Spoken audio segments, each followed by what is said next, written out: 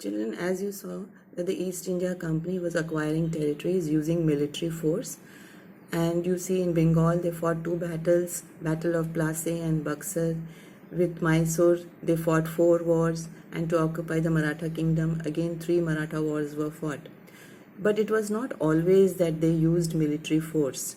They also took out some very political and economic methods and policies to acquire territories rather than using violence.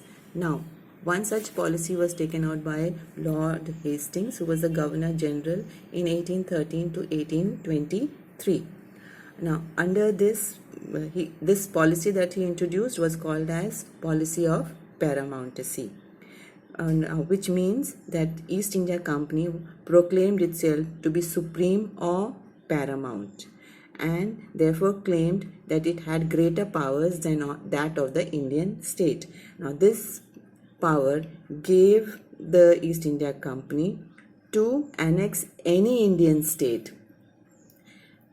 Even if they felt they are threatened by any Indian state, they could annex it.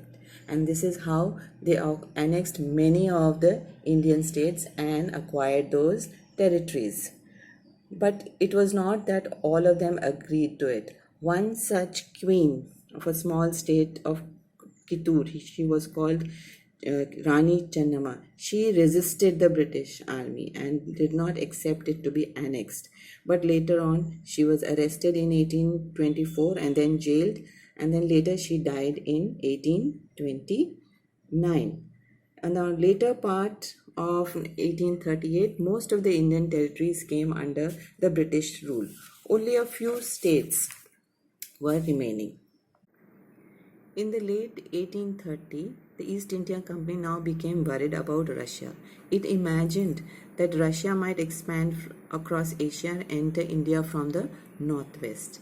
Now they were very scared of this, so they wanted to secure the control over the northwest. So they fought a war with Afghanistan between 1838 and 1842 and established indirect company rule there.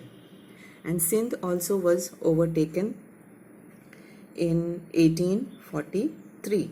Now next in line was Punjab, but due to the presence of Ranjit Singh, Maharaja Ranjit Singh, they dared not enter Punjab. But after his death in 1839, 2 wars were fought with the Sikh. In the first war, they occupied almost half of Punjab, and with the second Sikh war, they occupied entire Punjab. So ultimately in 1849, Punjab was also annexed.